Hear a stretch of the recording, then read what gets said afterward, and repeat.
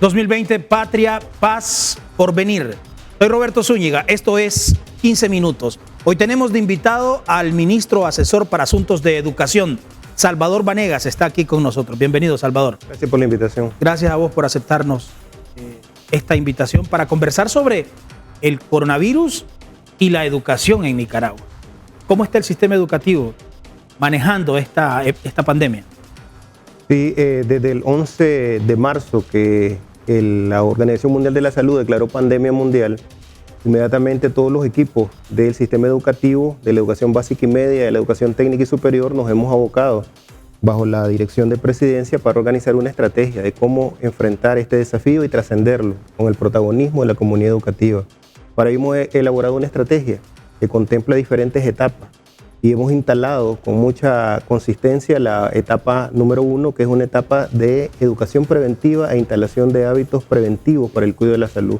Esto contempla, por un lado, todo el proceso que lleva a instalar hábitos. O sea, los hábitos se hacen desde la interiorización, pero también desde la práctica. Eso no es teoría, eso no es una clase, eso no lo podés nada más leer y que te lo digan. No es una charla, eso es práctica. Dicen los expertos en instalación de hábitos que un humano interioriza un hábito después de 20 días. 20 días donde repetís, tenés conciencia por qué lo estás haciendo, lo pensás y luego lo haces como una necesidad y asumís un hábito, en este caso un hábito saludable. Entonces hemos procedido a elaborar protocolos de actuación desde todos los centros de estudio que contemplan todas las medidas para el cuidado y protección de la salud de los docentes, los estudiantes. Hemos instalado también una jornada de comunicación con las madres y los padres de familia para poder reconocer noticias falsas, poder reconocer fuentes fiables de información y en los inicios comenzamos a abordar con el Ministerio de Salud y las familias y los directores y los docentes qué cosa era el coronavirus, cómo se comportaba, cuáles eran los síntomas y cómo eran las medidas de protección que podíamos tomar. Eso lo hemos venido instalando con robustez y hoy podemos decir de que existe en todos los centros de estudio un protocolo de actuación que se está viviendo y está dejando instalado hábitos saludables que nos protegen frente a este desafío, pero también frente a otros desafíos de salud. En la medida que aplicamos esto, se va a reducir las parasitosis, se van a reducir otras contaminaciones bacterianas o virales. ¿Hábitos cómo? Hábitos saludables. ¿Cómo cuáles? Como lavarse las manos, ¿verdad? O sea, el OMS ha dicho, o sea, la solución preventiva es relativamente sencilla, es que comprendas que las gotículas, como le llaman los expertos, se diseminan de una persona que pueda tener síntomas o no, pero que pueda tener el virus y que eso se te instale en la mano y te tocas la boca, la nariz o los ojos, se introduce a tu torrente sanguíneo y eso genera todos los síntomas que ya están documentados. Entonces, lavarse las manos se está practicando diario en los centros de estudio al menos 2 veces en el día. Se está practicando diario las barreras, al estornudar, al toser. Se está aplicando el distanciamiento, no menos de 1 metro en los pupitres, en las actividades, no grandes aglomeraciones de la comunidad educativa. Se está aplicando la información permanente de cómo va comportándose en nuestro país este desafío a partir de lo que emanan de las autoridades sanitarias, del Ministerio de Salud. ¿Está capacitado nuestro sistema de educación para mantener esa recomendación de distanciamiento social? Lo estamos haciendo, ¿verdad? Es un distanciamiento que se hace en la distancia física, ¿verdad? Porque realmente el distanciamiento social no existe. Aun aún en países donde han hecho confinamiento, la gente sigue comunicándose por redes sociales, por otras. O sea, el distanciamiento social es un concepto físico. Entonces se están haciendo las actividades en lugares amplios, ventilados, todas las recomendaciones que se nos ha instalado desde la autoridad sanitaria y eso se complementa con otras medidas que vamos tomando. Se está reforzando el abastecimiento de agua a colegios donde había alguna deficiencia en la llegada de agua, que llegaba el agua no todos los días. Tenemos un plan de atención que hemos coordinado con ENACAL. En lugares rurales también se ha ido trabajando un plan de mejoramiento de infraestructura de agua y saneamiento. Estamos capacitando intensamente a los docentes porque esto requiere adecuaciones curriculares para el reforzamiento, para el afianzamiento, para el manejo de emociones en el marco de que las familias viven algún temor normal y que hay incluso noticias falsas y ofensivas de querer instalar pánico, lo cual ya es irracional. Entonces, en la medida en que las familias tienen información oportuna, que la proveen los docentes, que la proveen los directores, que eso permite estar consciente de la realidad, pues estamos actuando frente a un desafío en el cual estamos haciendo lo que debe hacerse desde el sistema educativo, que es educación preventiva para el cuidado de la salud, afianzamiento de conocimiento y adecuación incluso del corte evaluativo. No puedes evaluar como has evaluado los exámenes normalmente, tenés que hacer afianzamiento. Por ejemplo, toda esta semana se está haciendo reforzamiento y afianzamiento de conocimientos, nivelación de conocimientos de cara a un corte evaluativo que va a tener flexibilidades adecuadas al contexto que se está viviendo. O sea, vamos a una educación adecuada al contexto en que se vive en este tránsito que está teniendo como desafío la humanidad. ¿Cómo está la asistencia? La asistencia varía, ¿verdad? De un departamento a otro. Te puedo afirmar de que todo el Caribe está normal. El Caribe está, los reportes de hoy del Caribe son 92% de asistencia. Las Minas, 88% de asistencia. Madrid, 87% de asistencia.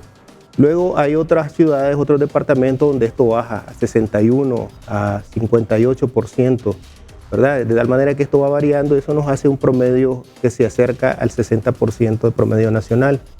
También se están haciendo acciones educativas para que no se nos quede nadie fuera del sistema educativo, ¿verdad? Que aún familias que no están mandando regularmente a los estudiantes, porque el fenómeno de asistencia no es que un estudiante se retiró, lo que está pasando es que no está llegando diario. Entonces, precisamente por eso, esta semana le hemos dedicado a afianzamiento, a reforzamiento, a medidas de ejercitación de las diferentes asignaturas, de tal manera que con toda la flexibilidad, la comprensión y la pertinencia del momento que vivimos, podamos acompañar a toda la familia. Aquí el lema que hemos asumido con los docentes, nadie se nos va a quedar atrás, nadie se nos va a quedar fuera del sistema educativo. ¿Por qué hasta hoy no se ha tomado la decisión de suspender las clases de forma presencial en los colegios públicos? Bueno, hay una serie de documentaciones de países que ya están viviendo esta experiencia que dicen el lado de afectación emocional y de afectación en el aprendizaje que tiene el ir a educación no presencial, ¿verdad? O sea, la recomendación de los expertos internacionales en esto es, si vas a suspender, hacerlo en el momento oportuno.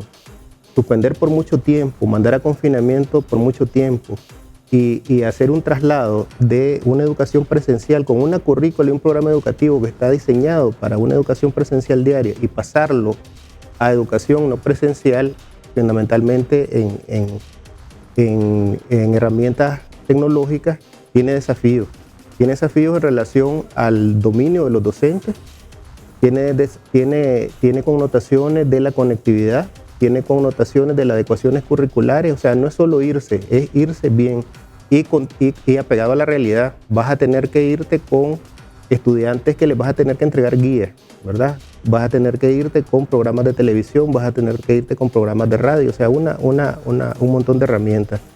Entonces, no lo hemos hecho porque no estamos en el momento, ¿verdad?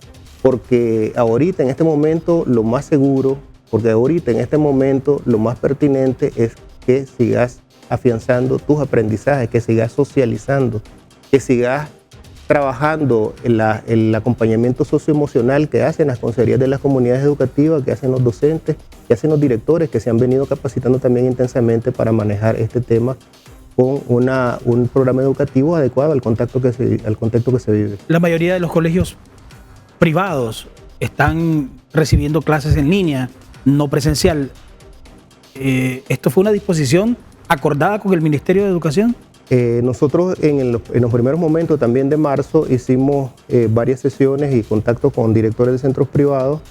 Hicimos particularmente una sesión presencial con autoridades del Ministerio de Salud, donde se instaló el tema, el análisis del desafío que teníamos, y hemos estado en comunicación con ellos. A estas alturas, el 67% de centros educativos privados han solicitado autorización para temporalmente irse a educación no presencial.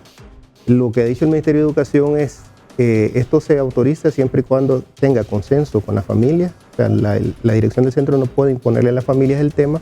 Y dos, que nos presentan el plan de atención educativa para mantener el supremo interés en el derecho a la educación de esos niños, de esos jóvenes, de esos adolescentes. ¿Se va a extender este permiso? Entonces, el permiso está vigente hasta ahora. los colegios que quieran extenderlo tienen que presentarlo y en base a la presentación que hagan y al contexto en que estemos, se autorizará. Han surgido, siempre hablando del tema de los colegios privados, han surgido inconformidades en los padres de familia porque los colegios privados les siguen cobrando la mensualidad tal como que sus hijos llegaran a clase. E incluso hay colegios que cobran el 100% del transporte escolar, aunque no lo estén usando. ¿El MINET debe regular eso? Eso es más todavía, ¿verdad? Hay familias que plantean que están haciendo más consumo de energía, porque ahora el estudiante pasa mucho más tiempo conectado a una computadora y que hay mucho estrés realmente, ¿verdad? Entonces, lo que hemos hecho es que la dirección de atención a centros privados está abierto a atender a las familias que están planteando esas problemáticas para mediar, en este caso, con la atención que se hace a las direcciones de los centros privados. Ayer tuvimos una videoconferencia con todos los directores y directoras de centros privados. Algunos han planteado de que ellos ya están haciendo algunos descuentos, revisiones de las estructuras de costos, pero en general lo que se ha hecho es que el Ministerio de Educación está atendiendo desde la dirección de centros privados tanto a la familia como a las direcciones de los centros.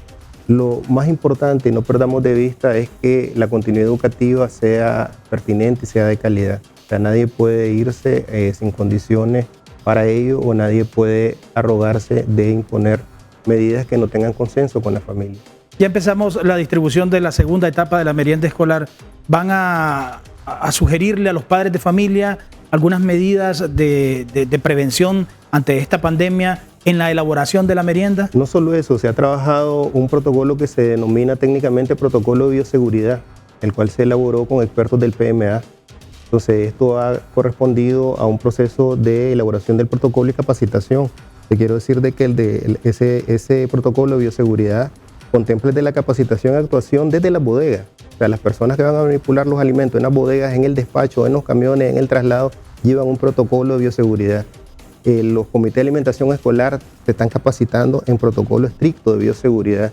Hemos reforzado y estamos reforzando todas las medidas de almacenaje. O sea, se está invirtiendo en contenedores especiales para los productos de alimentación, así como mejorar la infraestructura de los comedores infantiles y los lugares de adecuación. Así es que podemos dar garantía de que la merienda llega y que llega con un protocolo y capacitación a todas las personas involucradas en ese proceso. Y estamos en medio de una jornada nacional de vacunación también. Estamos vacunando en los centros de estudio, ¿verdad? Y esa es una de las fortalezas que tiene el sistema, una de las fortalezas de la coordinación del Ministerio de Salud y el Ministerio de Educación. Se está vacunando y eso nos está inmunizando también frente a una serie de epidemias que podemos evitar con medidas preventivas, entre ellas la vacunación. ¿Están vacunando a los estudiantes en los colegios? Se están vacunando a los estudiantes en los colegios y a los docentes. Se están vacunando. Toda una jornada intensiva. Simultáneamente se está haciendo el censo de peso y talla, ¿verdad? Para ver el tema de nutrición escolar y de ello de seguir derivando acciones para acompañar el protagonismo de las familias más humildes en la nutrición, porque la nutrición está vinculada al aprendizaje. Salvador, nuestro sistema nacional de educación, ¿cómo ha reaccionado ante esta emergencia sanitaria? Estamos haciendo lo que debemos hacer, educación preventiva, estamos haciendo lo que debemos hacer, adecuación curricular, estamos haciendo lo que debemos hacer, protocolos de actuación frente al desafío del COVID, estamos haciendo lo que tenemos que hacer, capacitar a todos los docentes para dar continuidad educativa en cualquier escenario. Gracias. Gracias a ustedes. Gracias al ministro asesor para Asuntos de Educación, Salvador Vanegas, que nos acompañó hoy en 15 minutos. A ustedes también, muchísimas gracias por su sintonía. Recuerde que ante esta emergencia, lo dijo Salvador, lo dicen los expertos, lo dicen todos, y usted debe asumirlo desde su casa. Lo importante está en nuestras manos. Lavémonos las manos constantemente como un mínimo de 20 segundos. Es fácil, es sencilla la prevención de esta pandemia. Gracias por su sintonía, nos vemos en la próxima.